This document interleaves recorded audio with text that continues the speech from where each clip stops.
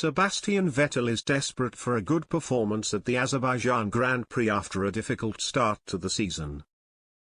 Sebastian Vettel has been caught driving one-handed after a bizarre request from his race engineer in practice for the Azerbaijan Grand Prix. The German was asked to release the steering wheel despite traveling on a track capable of speeds of over 200 miles per hour. Vettel replied, "Are you insane?" when asked to let go of his steering wheel, but he slowed down and obliged to the instruction.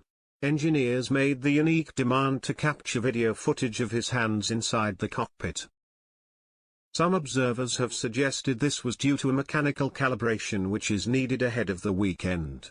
Aston Martin told Vettel, "Anyway you think you can do safely, a bit of video for the hands." Vettel simply replied, "What's that? Sorry, release the steering wheel, are you insane?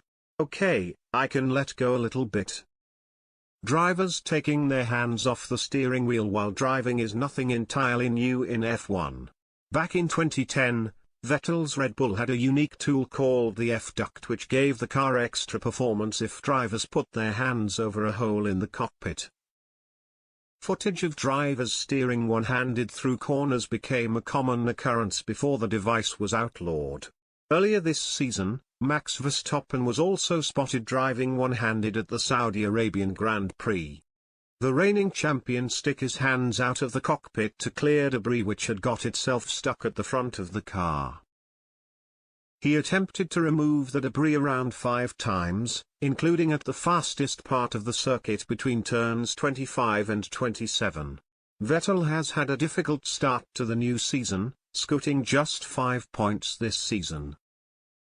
The German will have hopes for a better weekend at the Azerbaijan Grand Prix after finishing on the podium last season. He was quick enough for 11th in FP2, suggesting the team could challenge for Q3 this afternoon. Speaking after the session, Vettel claimed the car was in a solid position for qualifying after sorting out some issues early on. He said, "We had an encouraging first day today.